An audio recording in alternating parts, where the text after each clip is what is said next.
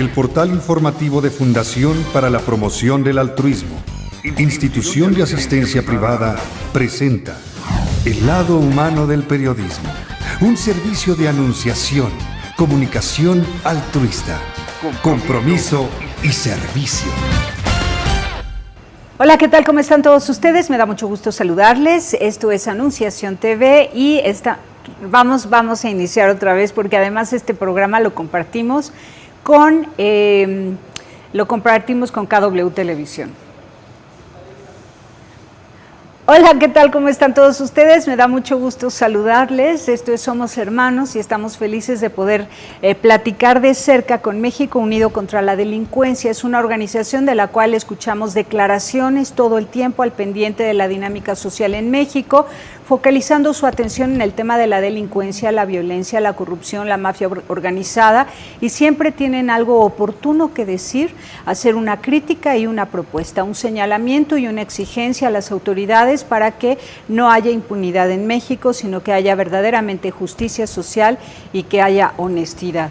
Entonces, México Unido contra la Delincuencia, que tiene una voz cantante en estos temas de gravedad, es una institución que vale la pena que nos pongamos a pensar de dónde nace, porque tiene que ver con la historia de México, tiene que ver con las últimas décadas de la historia de México. Surge de una necesidad, hay un consejo directivo, hay un montón de personas que trabajan ahí con especialidades diversas en temas de delincuencia, en temas de derecho, en temas de, todo esto de solución de conflictos, de criminalística, etcétera.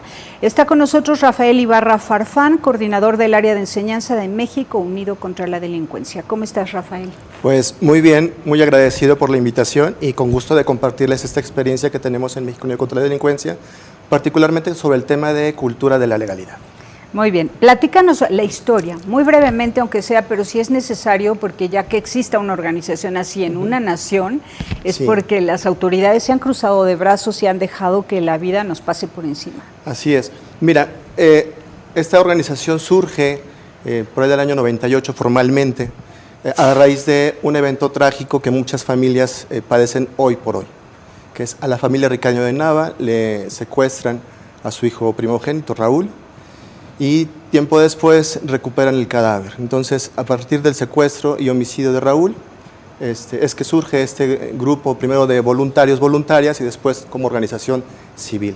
¿Quién secuestra y en qué contexto secuestran a Raúl? Quien secuestra a Raúl Nava es la banda del Mochaorejas, Daniel Arismendi.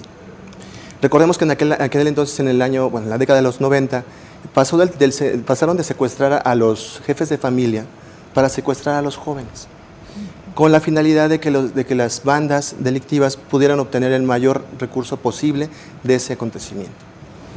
Pero en fin, y no solo eso, sino que además esta banda, particularmente la banda de Daniel Arismendi, conocido como el Mocha Orejas, tenía como práctica el mutilar a sus víctimas. Pero bueno, es esta banda, le sucede a doña Josefina, a don Raúl, secuestran a Raúl, pueden recuperar el cadáver.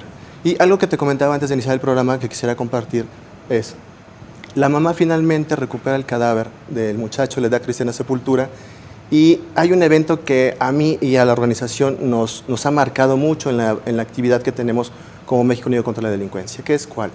Ella decide ir a visitar a Daniel Arismendi y confrontar al victimario.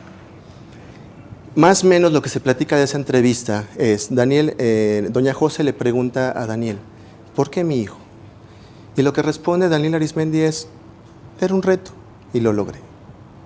Sin embargo, el hermano de Daniel Arismendi le responde a doña Josefina, perdóneme, jefecita, si yo hubiera tenido una madre como usted, seguramente yo no estaría aquí. Lo que responde doña José y lo que comparte doña José es, al final ella le dice a Daniel, primero, pues agradezco a Dios que Raúl haya sido mi hijo y no tú, pero se sale pensando en esta voz que le decía el hermano de Daniel, que si hubiera tenido una jefecita como usted, hoy no estaría aquí. Y a partir de ese acontecimiento que la conmociona, digamos, es necesitamos hacer algo. Ella era una mamá dedicada a su familia. Y a partir de ese acontecimiento, y a partir de ese encuentro, y a partir, digamos, de cerrar ese círculo de confrontación con el victimario de su hijo, es que decide formar México Unido contra la Delincuencia. Ya este año cumplimos 18 años, en donde hemos podido ir trabajando en diferentes áreas. Iniciamos como una organización que atendía a víctimas, principalmente de secuestro. Hemos ido ampliando la atención psicológica y jurídica a otro tipo de víctimas, como es secuestro, homicidio, violación y trata de personas. Y no solo eso, sino que fuimos generando otro programa, que es el programa de exigencia y vinculación con autoridades, que tiene que ver con evaluar el desempeño de las autoridades que procuran y administran justicia en este país. Pero no solo eso, sino que además entendimos que si bien es importante el gritoneo y la exigencia pública, pues hay que también hacer propuesta, y la propuesta tiene que ver con procesos educativos que apunten hacia la prevención.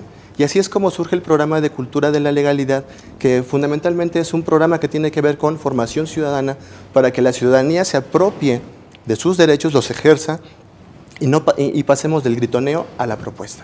Excelente. Excelente, porque entonces es redondito, se cierra el círculo. Sí. Se cierra el círculo, y tú eres el responsable de esta tercera área, que es la más recientemente creada. Digamos que sí es la más reciente en términos de cómo ha ido evolucionando México Unido contra la Delincuencia, pero digamos que Cultura de la Legalidad inicia en el 2006 y se ha ido, digamos, especializando en los sectores y en algunos temas. En el área de Cultura de la Legalidad habemos 3 coordinadores. Un coordinador del área escolar, que tiene que ver con la atención a educación básica y media superior con jóvenes, y también ahora ya con superior en universidades. Entonces tiene que ver con promover capacitaciones para docentes, para padres y madres de familia, para alumnos, en toda la parte del escolarizada. Toda la parte escolarizada. Luego, esa es una área de la área escolar. Hay otra área que también es muy importante, que tiene que ver con la promoción de cultura de la legalidad en las agencias del Ministerio Público.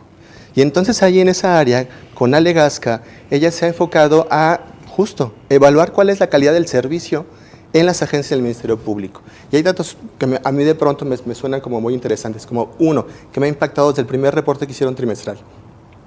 ¿Por qué es que se inhibe la denuncia en las agencias del Ministerio Público? Porque un derecho ciudadano es que tú vas a levantar una denuncia y te tienen que dar una copia simple de tu denuncia. Se inhibe porque no hay tóner.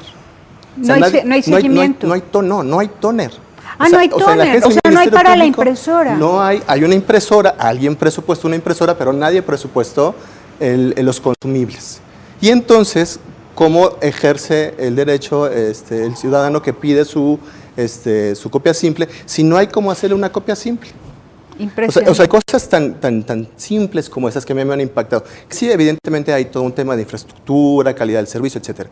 Pero hay cosas como esta que van detonando que el análisis para promover cultura de la legalidad sea mucho más eficiente. Y entonces la responsable de la cultura de la legalidad en los ministerios públicos va tomando nota de esas deficiencias, hace denuncia, hace propuestas. Sí. De hecho se hace la evaluación, hay un monitor en cada agencia del Ministerio Público. Bueno, ese programa terminó en diciembre del año pasado en el Distrito Federal. Vamos a un corte. Ok, te sigo platicando en el siguiente corte. Gracias. Volvemos.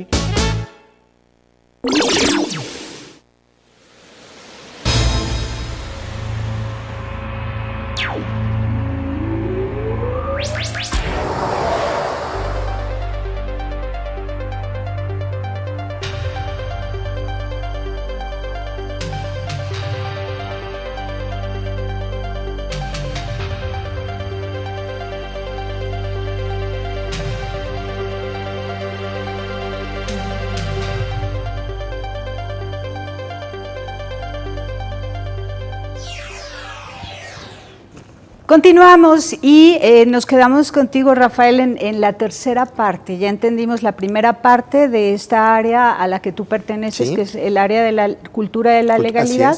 Hay un sector que se dedica a todos los colegios, escuelas y universidades para hablar del tema con deseos de prevenir. Sí.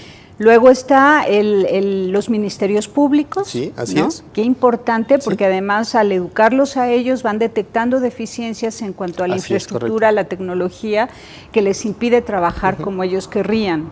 Quizás porque no puedo pensar que todos los ministerios públicos se niegan a trabajar correctamente. Han de entrar con mucha pasión, con principios éticos y con deseo de ayudar a la población, pero no cuentan con los elementos, y para eso está Alejandra, ¿qué? Alejandra Gasca. Alejandra Gasca, responsable de esa área. Así es.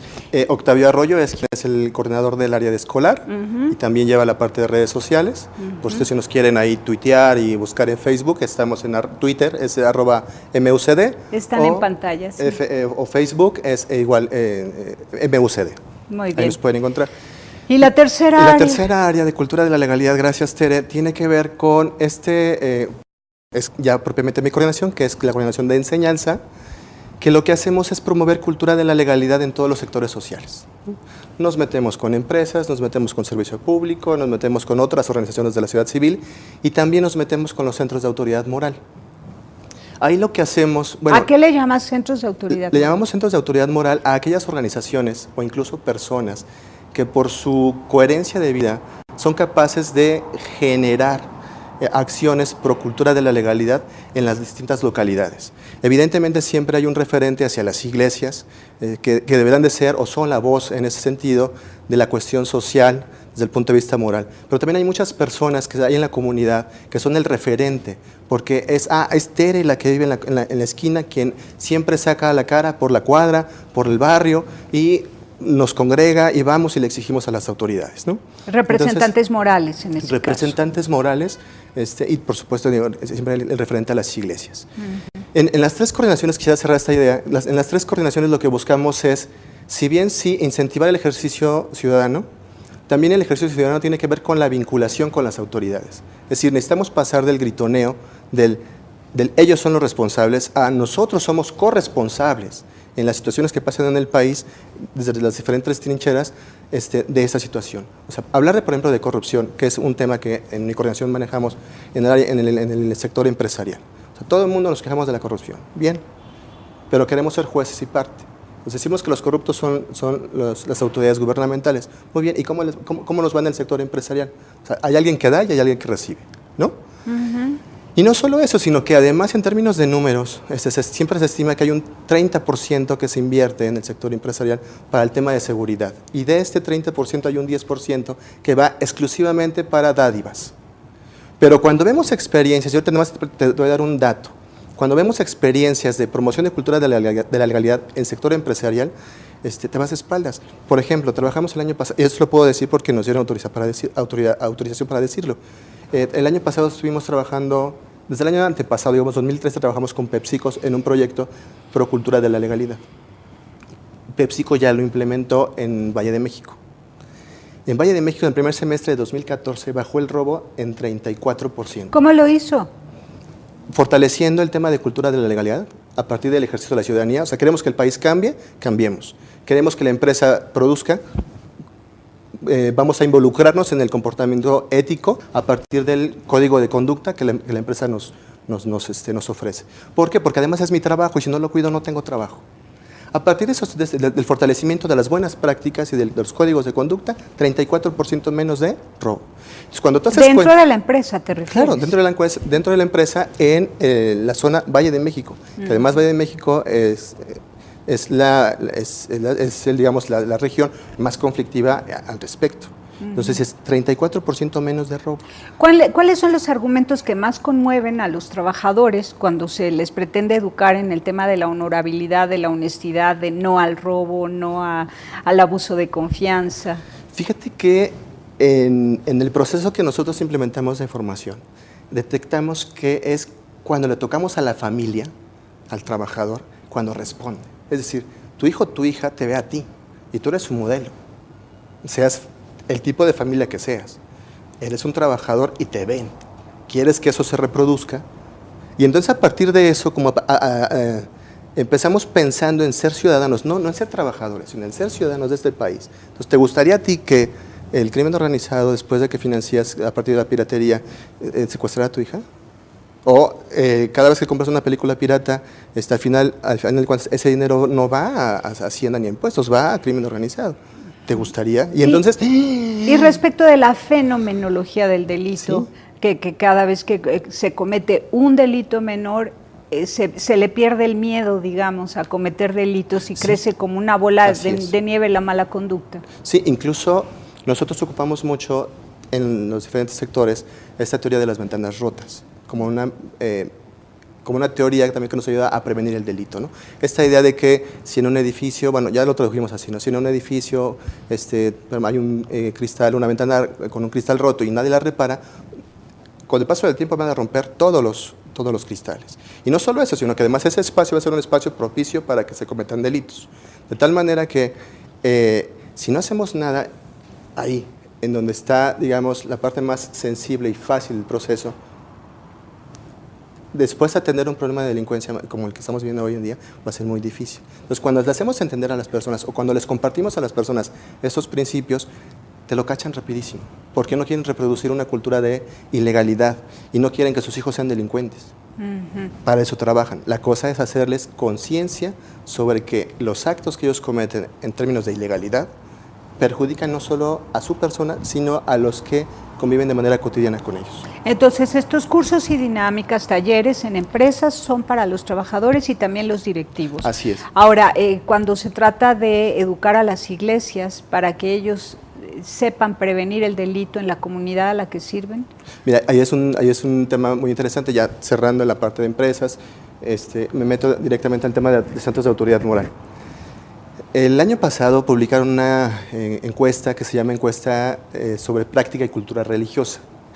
La reducen citándola como la encuesta Creer en México. Ajá, la de INDOSOC, Instituto Mexicano de Doctrina Social Cristiana. Así Vamos es, a un corte. Ok, y te platico ya con lo de centros de autoridad moral. Gracias. Muy bien, volvemos.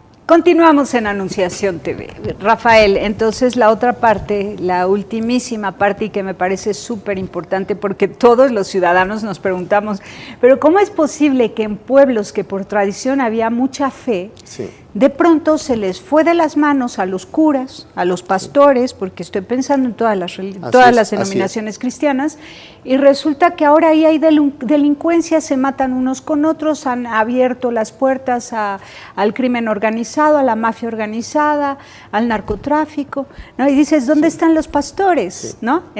Entonces, ustedes están con ellos trabajando. Sí, también. fíjate que tuvimos la fortuna desde el 2012 empezar a trabajar con iglesias en general, católica, la Iglesia de los Santos de los Últimos Días, que son los mormones. Tocamos todas las puertas. Y bautistas, evangélicos, testigos de Jehová, tocamos todas las puertas posibles. Ajá. Y en realidad los únicos que nos han, digamos, acompañado o comprado la idea es la Iglesia Católica y además de menos a más, ¿no? En 2012 empezamos así, igual con talleres, era así como que una asociación civil, laica, partidista, sin fines de lucro, que viene a hacer aquí a un sector que no le correspondería. Apartidista, dijiste. Apartidista, sí. Okay, sonó partidista, pero te entendía, apartidista, sí. No. Muy bien. Pero y entonces iban pian y de repente aparece la encuesta de Indosoc, donde se pone en evidencia que no hay síntoma de fe.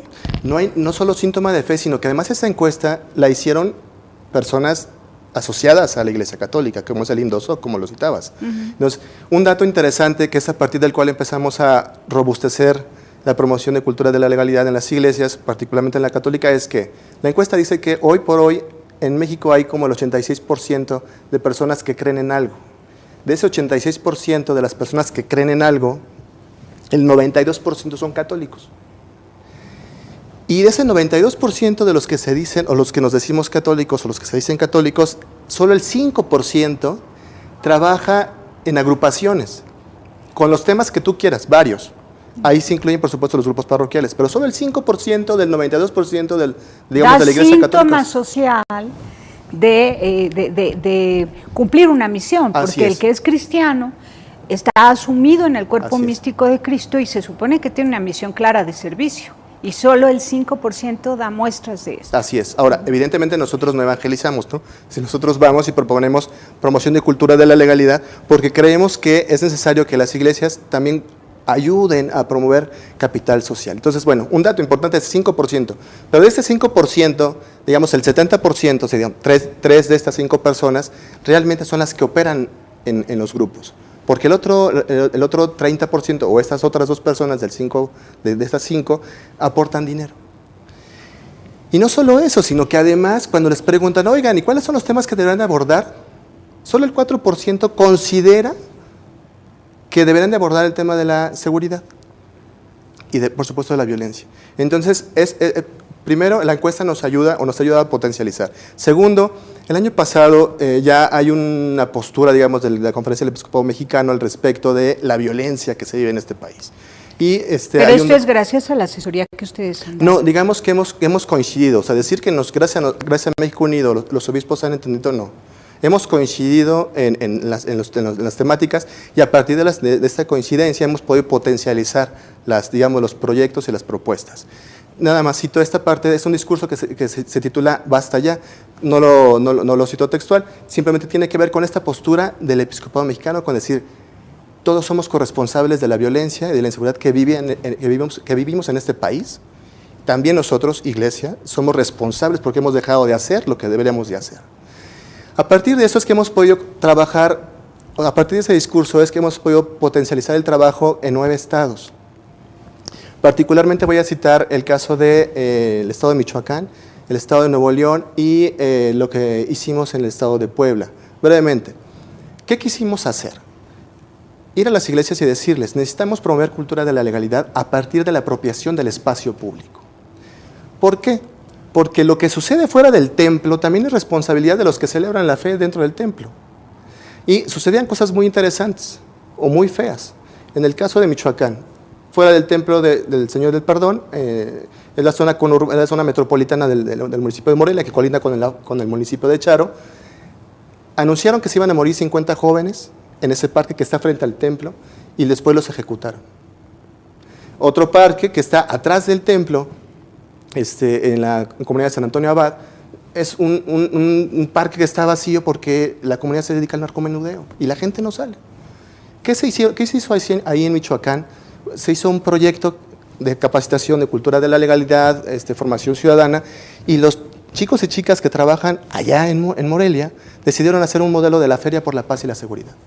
Que no explico a profundidad, lo único que cito es que es un modelo como la feria tradicional, pero con valores asociados a la paz y a la seguridad en el marco de una cultura de la legalidad. Hermoso, invadiendo el espacio público. Ocupando el espacio público. Iluminándolo, embelleciéndolo, purificándolo, es como hacer una limpia, ¿no? Digamos que si sí, dijéramos de manera desde simbólica. la cultura indígena, o sea, Claro. llegó la gente buena a ocupar esos es. espacios y su sola presencia es bendición y Así purifica es. y como que ahuyenta Así el es. mal, ¿no? Entonces, de manera simbólica, como tú bien Sí. citas, de manera simbólica se apropian. Y no solo eso, sino que empiezan a realizar actividades asociadas a su naturaleza de la iglesia en ese espacio público.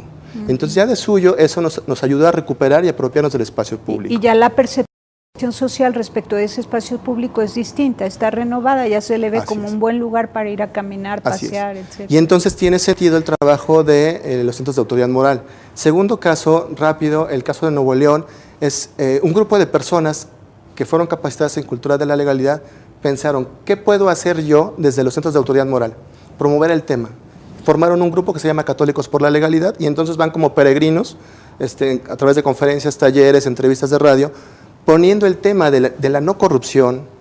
Hay un discurso de Francisco, ahora en Nápoles, hace como 3 semanas, la corrupción apesta, los corruptos apestan, y los cristianos corruptos no son cristianos y también apestan. Entonces, ese tipo de discurso que viene desde quien lidera este centro de autoridad moral, pues por supuesto que cae en cascada y va en desbandada a todos aquellos que no le han entrado, ¿no? Entonces, en el caso de Católicos por la Legalidad, se han abocado a difundir la necesidad de basta la corrupción, sí a la legalidad, y a concientizar digamos, a los otros grupos que forman parte de la comunidad católica en Nuevo León. Qué bonito. Y por último, cierro rápido, que fue el primer proyecto que realizamos fue en Puebla. En Puebla me enterneció mucho porque primero, la población, un 90% eran adultos y adultos mayores. Había un 10% de jóvenes asociados a los proyectos de cultura de la legalidad. ¿Qué hicieron? En la fiesta patronal de San Juan Bautista, hicieron una callejoneada.